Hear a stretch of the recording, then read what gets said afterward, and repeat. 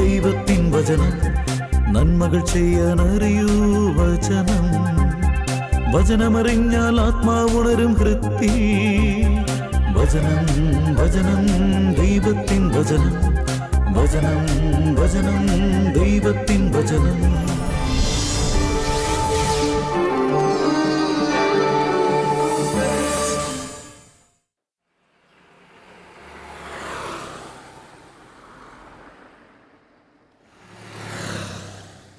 കടി വേണ്ടേ? ഓ വേണ്ട.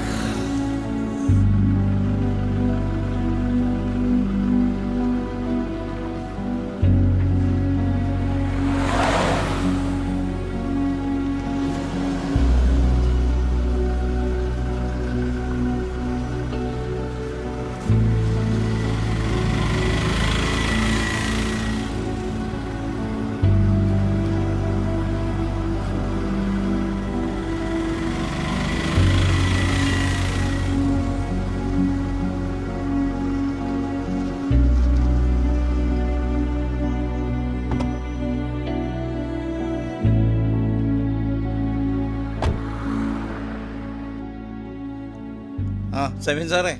ആ മാത്യൂസോ? ആ അതെ, ഞാൻ ആ കാറിനിങ്ങ് പോരുമ്പോഴേ സാറ് റോട്ടിലൂടെ നടന്നു വരുന്നത് ഞാൻ കണ്ടായിരുന്നു. കാര്യങ്ങൾ ഇപ്പം ഇത്തിരി പരിങ്ങിലാണല്ലേ? ആ ആക്സിഡൻറ്റും ചികിത്സ എല്ലാം കൂടി എന്നെ അങ്ങ് ഉലച്ചു കളഞ്ഞു. സർവ്വതും പോയില്ലേ. ആ പിന്നെ മാത്യൂസിനിപ്പോൾ കണ്ടത് നന്നായി. എന്ത് പറ്റി? അല്ല, കയ്യിൽ കാശുണ്ടെങ്കിലേ ഒരു 500 രൂപ തന്ന് ഞാൻ ഒരാഴ്ച കഴിഞ്ഞ് തിരിച്ചു തന്നോളാം. എൻ്റെ കയ്യിൽ കാശുണ്ട്, പക്ഷേ എന്തെങ്കിലും അത്യാവശ്യത്തിന് വെച്ചിരിക്കുകയായിരിക്കല്ലേ? ഒരു അത്യാവശ്യമില്ല. എൻ്റെ കയ്യിൽ 500 അല്ല, അതിലധികം ഉണ്ട്. പക്ഷേ തനിക്ക് ഞാൻ 10 പൈസ തരില്ല. മാത്യൂസേ, എന്തേ അതിശയം തോന്നുന്നുണ്ടല്ലേ ഞാനിങ്ങനെയൊക്കെ പറയുമ്പോൾ? താനിതല്ല, ഇതിൻ്റെ അപ്പുറത്ത് അനുഭവിക്കണം. 10 പൈസ കയ്യിലില്ല, അത് തെണ്ടണം. അത്രക്ക് അഹങ്കാരമായിരുന്നില്ലേ തനിക്ക്? മാത്യൂസേ, നീ കാശൊന്നും തന്നില്ലെങ്കിലും വേണ്ടില്ല, ഇങ്ങനെയൊന്നും പറയരുത്. ഓ, എന്തൊരു എളിമ! ഇങ്ങനെ ആയിരുന്നില്ലല്ലോ താൻ. ആ, ഇന്നിത്രയും മതി. എൻ്റെ കൺമുമ്പിൽ വന്ന് പെട്ട അപ്പോഴൊക്കെ ഞാൻ എൻ്റെ കലി തീരും വരെ ഇതേപോലെയൊക്കെ പറഞ്ഞിട്ടേ വിടൂ. പ്രതികാരം ചെയ്യുന്നവനോട് കർത്താവ് പ്രതികാരം ചെയ്യും. ജീവിതാന്തം ഓർത്ത് ശത്രുത അവസാനിപ്പിക്കുക. നാശത്തെയും മരണത്തെയും ഓർത്ത് കൽപ്പനകൾ പാലിക്കുക. പ്രഭാഷകൻ 28-ാം അധ്യായം 6-ാം വാക്യം.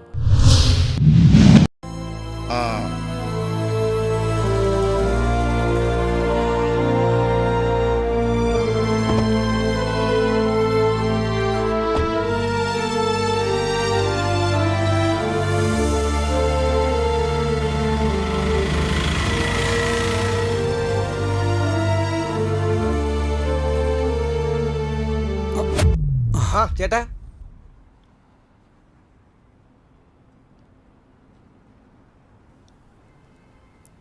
ആ എന്താ എൻ്റെപ്പാ? അല്ല, എല്ലാം ഞാൻ കേട്ടു. അയാൾ പറഞ്ഞൊന്നും ചേട്ടൻ കാര്യമൊക്കെ ഉണ്ട്.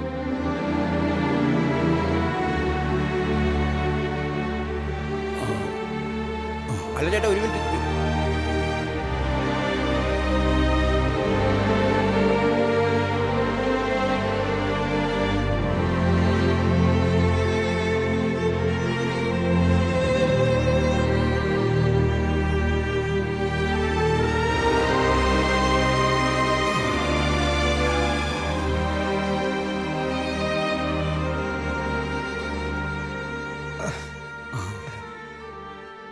ഓ, ഞാൻ വിചാരിച്ചു ചേട്ടനോട് പിണങ്ങിപ്പോന്നാണെന്ന്.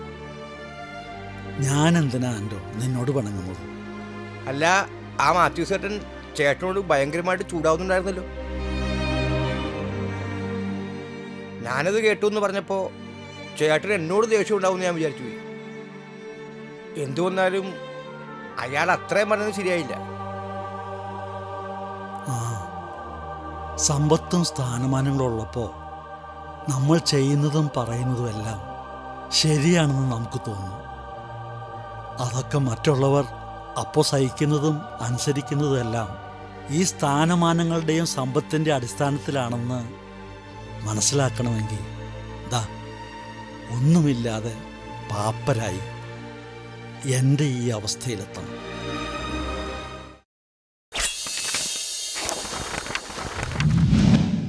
ധനികൻ പണം കുന്നുകൂട്ടാൻ അധ്വാനിക്കുന്നു. വിശ്രമവേളയിൽ അവൻ സുഖഭോഗങ്ങളിൽ മുഴുകുന്നു. ദരിദ്രൻ അധ്വാനിക്കുന്നത് ഉപജീവനത്തിനു വേണ്ടിയാണ്. പ്രഭാഷകൻ 31 അധ്യായം 3-4 വാക്യങ്ങൾ. ആ സമയത്ത് കുറച്ചുകൂടി മനുഷ്യത്വത്തോടും മര്യാദയോടും കൂടി പെരുമാറാൻ സാധിച്ചാൽ ഇന്ന് നീ കണ്ടതുപോലുള്ള അവസ്ഥ ആർക്കുണ്ടാവില്ല. അർഹതപ്പെട്ടതിലധികം വന്നപ്പോൾ അഹങ്കരിച്ചു എന്നുള്ളത് നേരാ.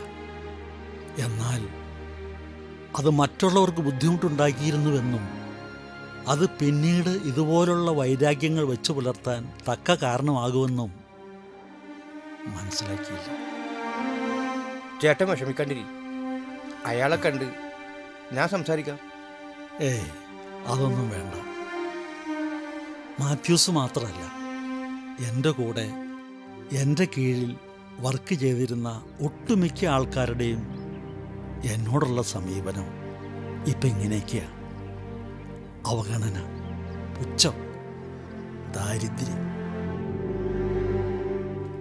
എല്ലാം കൂടെ അങ്ങ് ചത്തു കളഞ്ഞാലൊന്നും കരുതുക. അങ്ങനെയൊന്നും ചിന്തിക്കലേ ചേട്ടാ, എല്ലാം ശരിയാവും. കേസൊക്കെ എന്തായി? കേസൊക്കെ കഴിഞ്ഞു. പക്ഷേ അപ്പോഴേക്ക് ഞാൻ ഈ വിധായില്ലേ. എൻ്റെ വെളിവില്ലായ്മ കൊണ്ട് ഒരു കുടുംബത്തിൽ എത്ര പേർക്ക് ബുദ്ധിമുട്ടുണ്ടായിരുന്നു. ആ, ആരും മരിക്കാഞ്ഞത് ഭാഗ്യം. എന്തിനാ? മരിച്ചതിന് തുല്യല്ലേ അയാളുടെ ഭാര്യയുടെ അവസ്ഥ. അവരുടെ ഒരു വശം തളർന്നുപോയില്ലേ? അയാളുടെ കാല് മുട്ടിന് താഴെ വെച്ച് മുറിച്ചില്ലേ? അയാളുടെ മകളെ ഈ അടുത്തല്ലേ എഴുന്നേറ്റ് നടക്കാൻ തുടങ്ങിയത്? എൻ്റെ ചികിത്സ എല്ലാം കൂടി നിസ്സാര പണമാണോ ചെലവായത്? മദ്യപിച്ചിരുന്നതും വണ്ടിക്ക് ഇൻഷുറൻസ് കാലാവധി തീർന്നതുമെല്ലാം കൂടുതൽ വിനയായി. എൻ്റെ ചേട്ടാ, ദൈവത്തിൽ അസാധ്യമായിട്ട് ഒന്നുമില്ല. ചേട്ടനൊരു ധ്യാനം കൂടും, എന്നിട്ട് കുമ്പസാരിച്ച് പ്രാർത്ഥിക്ക്. നഷ്ടപ്പെട്ടതെല്ലാം തിരിച്ചു തരാൻ ദൈവത്തിന് കഴിയും. ഹേ,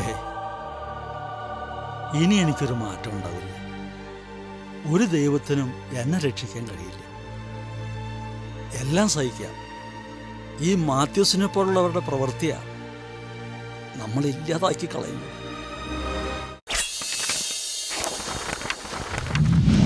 ദൈവത്തോട് ചേർന്ന് നിൽക്കുവിൻ, അവിടുന്ന് നിങ്ങളോടും ചേർന്ന് നിൽക്കും. യാക്കോബ് 4 അധ്യായം 8 വാക്യം.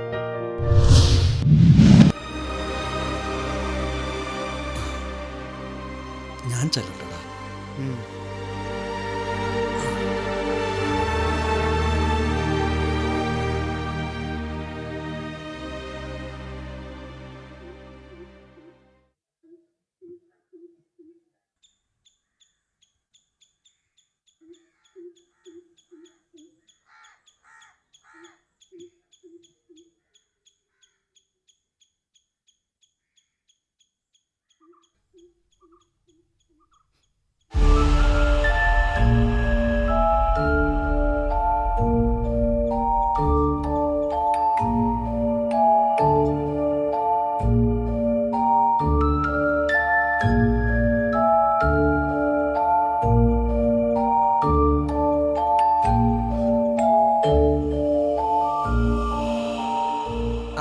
മാത്യു ചേട്ടാ.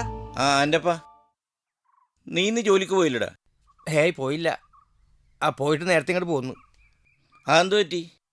ഓ ഇന്നൊരു ഉഷാറ് തോന്നിയില്ല. അല്ല, എന്നിട്ട് ഈ വഴി എന്താ? ചേട്ടനെ കണ്ടൊരു കാര്യം പറയാൻ വേണ്ടി വന്നാ. ആ ജംഗ്ഷനിലെ കടയിൽ ചോദിച്ചിരുന്നു. അപ്പം അയാൾ വഴി ഇപ്പം കടയിൽ വന്നിട്ട് ഇങ്ങോട്ട് പോകുന്നേ ഉള്ളൂ. അതെ, ഞാനിപ്പോൾ ഇങ്ങോട്ട് പോകുന്നുള്ളൂ. എന്താ എൻ്റെപ്പാ? അല്ല, വണ്ടിക്ക് എന്ത് പറ്റി? എന്താന്നറിയില്ല. രാവിലെ നോക്കുമ്പോൾ ദാ ഈ മിറർ വിട്ട് താഴെ കിടക്കണം. അല്ല, വണ്ടി വീട്ടിനകത്തിടാൻ പറ്റില്ലേ, അതുകൊണ്ട് ഇവിടെ പുറത്താണ് ഇടുന്നത്. അങ്ങനെ ആരെങ്കിലും എന്തെങ്കിലും... ഞാൻ വിചാരിച്ചു ഈ വണ്ടി ഇവിടെ നിന്ന് തട്ടിയ മുട്ടികളെല്ലാം ചെയ്തിട്ടുണ്ടാവുന്നു. ഏയ്, എവിടെ തട്ടാൻ, എവിടെ മുട്ടാൻ, അങ്ങനെയൊന്നുമില്ല. അല്ല, നീ എന്താ പറയാൻ വന്നെന്ന് പറഞ്ഞേ? വേറെ ഒന്നുമല്ല ചേട്ടാ. ചേട്ടൻ കുറേ നാള് ആ സൈമൺ ചേട്ടൻ്റെ വീട്ടിൽ ഡ്രൈവറായിട്ട് ജോലി ചെയ്യുന്നല്ലേ? അതെ, അത് എത്ര നാൾ മുമ്പാ. അതിനെന്താ, അതിപ്പോ ചോദിക്കുന്ന എന്തിനാ? എന്തു വന്നാലും അയാൾ കുറേ നാള് ജോലി വന്നല്ലേ ചേട്ടാ? ഇഷ്ടംപോലെ ശമ്പളം വാങ്ങിയിട്ടുണ്ടല്ലോ. എന്നിട്ട് ഇപ്പോഴത്തെ അയാളുടെ അവസ്ഥയിൽ ആ റോഡിൽ പിടിച്ചിരുത്തി അയാളെ അധിക്ഷേപിക്കുന്നത് ശരിയാണോ ചേട്ടാ? ഓഹോ, അതാണാ കാര്യം. എന്താ അയാൾ നിന്റെ അടുത്ത് പരാതി വല്ലതും പറഞ്ഞ? എൻ്റെ അടുത്ത് അങ്ങേര് പരാതിയൊന്നും പറഞ്ഞിട്ടില്ല. ഞാൻ നിങ്ങൾ തമ്മിൽ റോഡിൽ വെച്ച് സംസാരിക്കുന്നത് കേട്ടപ്പോ ഇത് ഞാനിപ്പോ ചേട്ടൻ്റെ അടുത്ത് പറയുന്നത് എൻ്റെ ഇഷ്ടത്തിനാ. അതൊന്നും ശരിയല്ല ചേട്ടാ. മേലിൽ ചേട്ടൻ അയാളെ അങ്ങനെയൊന്നും പറയരുത്. ഞാൻ അയാളെ പറഞ്ഞത് കേട്ട് നിനക്ക് സെന്റിമെന്റ്സ് വർക്കൗട്ട് ചെയ്തതൊക്കെ ശരിയാ. പക്ഷേ ഞാൻ അനുഭവിച്ചതൊക്കെ നിനക്ക് പറഞ്ഞാൽ മനസ്സിലാവില്ല. ചേട്ടാ, ഏതായാലും തൽക്കാലം ചേട്ടൻ ക്ഷമിക്ക്. അയാളുടെ അവസ്ഥ ഇപ്പൊ അതാ. ഈ ജന്മത്തിൽ ഞാൻ ക്ഷമിക്കില്ല. എടാ, ഈ അവസ്ഥ എങ്ങനെ ഉണ്ടായി? അയാളുടെ അഹങ്കാരം. അയാളുടെ ഫ്രണ്ടിന്റെ പാർട്ടിക്ക് ഞാനാ അയാളെ കൊണ്ടുപോയത്. അവിടെ നിന്ന് മദ്യലഹരിയിൽ ഇറങ്ങി അയാൾ വണ്ടി എടുക്കാൻ പോയപ്പോ ഞാൻ എത്രമാത്രം തടഞ്ഞെന്നറിയോ? ഒടുവിൽ അയാളിതാ എനിക്കിട്ടൊരെണ്ണം തന്നിട്ടാ വണ്ടി എടുത്തോണ്ട് പോയത്. അന്ന് കൊണ്ടുപോയേ ഒരു ഫാമിലി സഞ്ചരിച്ചിരുന്ന കാറിൽ ഇടിച്ചു. അന്ന് തന്നെ ഞാൻ ആ പണി വിട്ടു. അല്ല, നീ ഒന്നും പറയണ്ട. അല്ല, അതെന്തെങ്കിലും ആവട്ടെ, എന്നെ അയാളെ അവഗണിച്ചതിനും പുച്ഛിച്ചതിനും കയ്യും കണക്കുമില്ല, അറിയോ? ചേട്ടാ, അതിനെല്ലാം പുള്ളിക്ക് നല്ല കുറ്റബോധമുണ്ട്. എന്തു കുറ്റബോധം? കുറച്ച് കാശ് കയ്യിൽ വരട്ടെ, പണ്ടത്തെ പിന്നത്തേരിക്കും അയാളുടെ സ്വഭാവം. നിനക്ക് വേറെ വല്ലതും പറയണ്ടെങ്കിൽ പറയും. ചേട്ടാ, എല്ലാവർക്കും ഈ അവസ്ഥയൊക്കെ വരാം. പശ്ചാത്തപിക്കുന്ന ഒരാളോട് ക്ഷമിക്കണ്ടേ ചേട്ടാ? എനിക്കിങ്ങനെ ഒരു അവസ്ഥ വരില്ല. വന്നാൽ തന്നെ നീ ഇതുപോലെ എനിക്ക് വേണ്ടി വക്കാലത്ത് പറയാനൊന്നും വരണ്ട. നീ പോകാൻ നോക്ക്.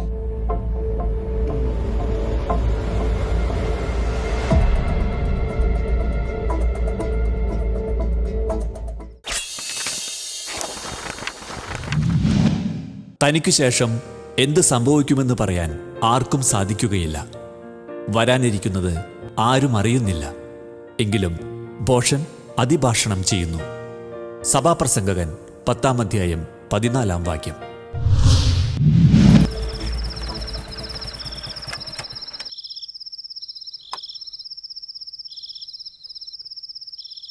അതെ, ആ ഞാൻ അകത്തുനിന്ന് നോക്കിയിട്ട് വരട്ടെ. ആ ഇതാ, ഇത് പിടിച്ചോ, താഴെ പോരുത്. ആ ശരി.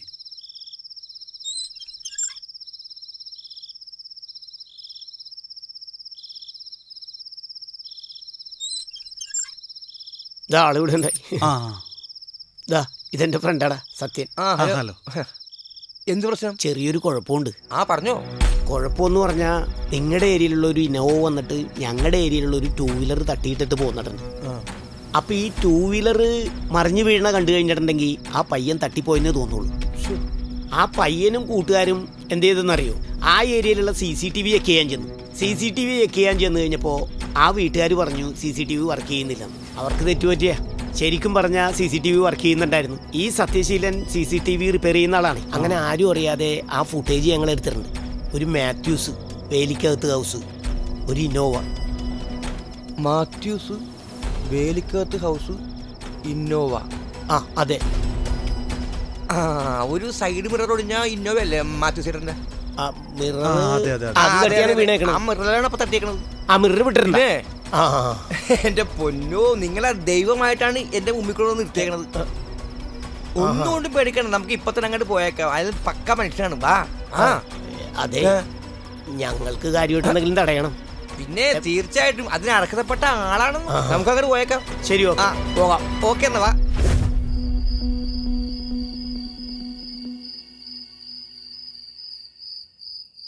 ഇതെന്താടാ ഈ സമയത്ത്? ഇവരൊക്കെ ആരാ? അത് കൊള്ളാം. ഈ ജോണിനെ ചേട്ടന് മനസ്സിലായില്ലേ? സൈമൺ ചേട്ടൻ്റെ പെങ്ങളുടെ മോൻ. ഇത് ജോണിയുടെ കൂട്ടുകാരൻ. ഞാൻ സത്യം. അതെ. എടാ, എന്താ നിന്റെ ഉദ്ദേശം? എനിക്കങ്ങനെ ഉദ്ദേശമൊന്നുമില്ല. പക്ഷേ ഇവർക്ക് ചേട്ടൻ എന്തോ കാണിക്കാനോ പറയാനോ ഒക്കെ ഉണ്ട്. ദേ, ഗുണ്ടായിസം വലുതാണോ? ഗുണ്ടായിസം വലുതുണ്ടെങ്കി ഞാൻ പോലീസിനെ വിളിക്കും. ആ എന്റെ പൊന്നി ഏട്ടാ, പോലീസിനെ വിളിക്കാനാ? ആ. പോലീസിനെ വിളിച്ച ചേട്ടനല്ലേ കൊടുക്കുന്നത്. ഏ ഒന്ന് പറഞ്ഞു കൊടുക്കണ്ട ആൻഡോ. എന്റെ ജോണി, ആ. ഇങ്ങനെ കാര്യം എന്താണെന്ന് മനസ്സിലായിട്ടില്ല. അതെയല്ലേ? നിങ്ങൾ ആദ്യം ആ വീഡിയോ അങ്ങനെ കാണിച്ചു കൊടുക്കും. ആ എന്നിട്ട് ദേ ആ വണ്ടിയുടെ അടുത്ത് നമുക്ക് മാറി സംസാരിക്കാം. ഇങ്ങോട്ടോ നിങ്ങൾ. ഇത് ഓണല്ലേ ഇത്?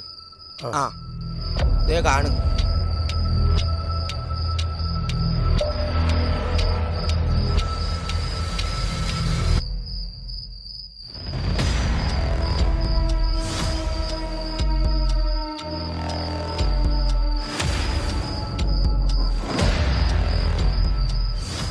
എന്റെ പൊന്റെ ആൻ്റപ്പ, ഞാൻ എന്ത് വേണമെങ്കിലും ചെയ്യാം. എന്നെ കൊടുക്കരുത്. ഞാൻ വേണമെങ്കിൽ സൈമൺ സാറിന്റെയും നിങ്ങളുടെ എല്ലാവരുടെയും കാല് പിടിക്കാം. എന്നെ പോലീസിൽ ഏൽപ്പിക്കരുത്. കർത്താവ് പരദേശികളെ പരിപാലിക്കുന്നു, വിധവകളെയും അനാഥരെയും സംരക്ഷിക്കുന്നു. എന്നാൽ ദുഷ്ടരുടെ വഴി അവിടുന്ന് നാശത്തിലെത്തിക്കുന്നു. സങ്കീർത്തനങ്ങൾ 146 അധ്യായം 9 വാക്യം.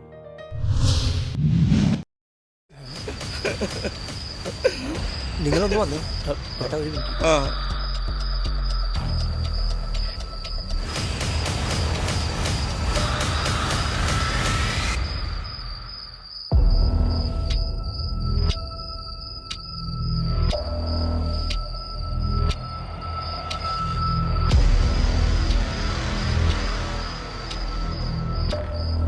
എന്താ അതുപോലെ? എന്നാ അങ്ങനെ ചെയ്യാം.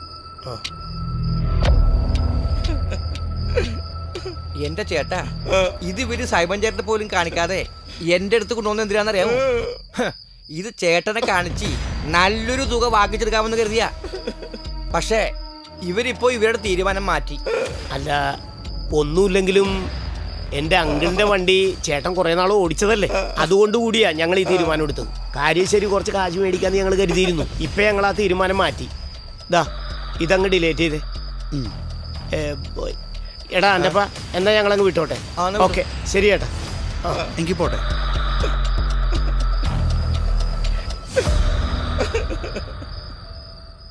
ചേട്ടാ, ഞാനാണ് അവസാന വാക്ക്. എനിക്കൊരിക്കലും ഒരു പ്രശ്നം ഉണ്ടാവില്ല എന്നൊന്നും അങ്ങനെ അറുത്തു മുറിച്ച് പറയരുത്. ഇപ്പൊ എന്തേ എന്നെ ഇവിടെ നിന്ന് ആട്ടിപ്പായച്ച് വിട്ടിട്ട് ഒരു ദിവസം പോലും ആയില്ലല്ല.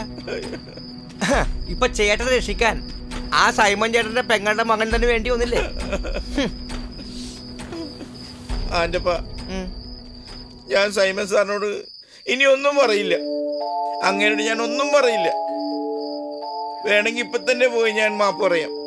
ഇപ്പത്തിനൊന്നും പോണ്ട, ഇപ്പൊ രാത്രിയായില്ലേ. എങ്കിൽ ഞാൻ നാളെ രാവിലെ തന്നെ പൊക്കോളാം. അത് മതി. അവരത് ഡിലേറ്റ് ചെയ്തല്ലോ അല്ലേ? അവര് ചേട്ടനെ പോലുള്ള പാർട്ടീസ് ഒന്നും അല്ല. അവര് വാക്ക് പറഞ്ഞ വാക്കാണ്. ചേട്ടൻ സമാധാനമായിട്ട് പോയി നോക്കൂ. ശരിയെന്നാ. പക്ഷെ ആ 2 വീലറുകാരനെ ചേട്ടൻ വിയാണ്ട ഉത്തരവൊന്ന് കാണേണ്ടി വരും. അത് ഞാൻ ഉറപ്പായിട്ട് കണ്ടോളാം. ആ എന്നാ പോയിക്കോട്ടെ. ശരി.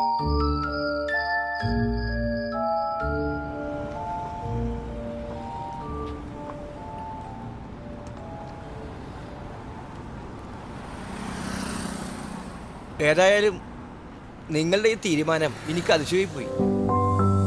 എല്ലാത്തിനും നിമിത്തമായത് നീ തന്നെയാ.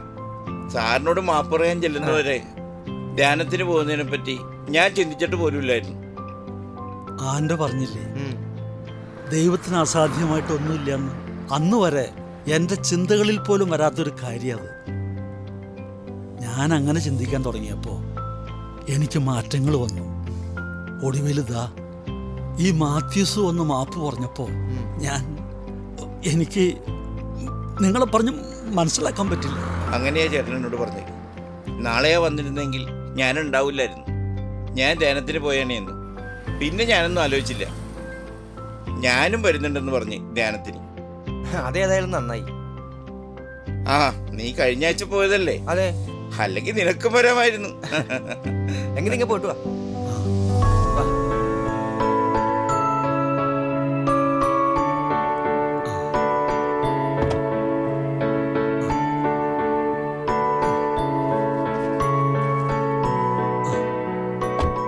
ആ ഓക്കെ. അപ്പോൾ ഓക്കെ ശരി. ആ ശരി എൻ്റെ.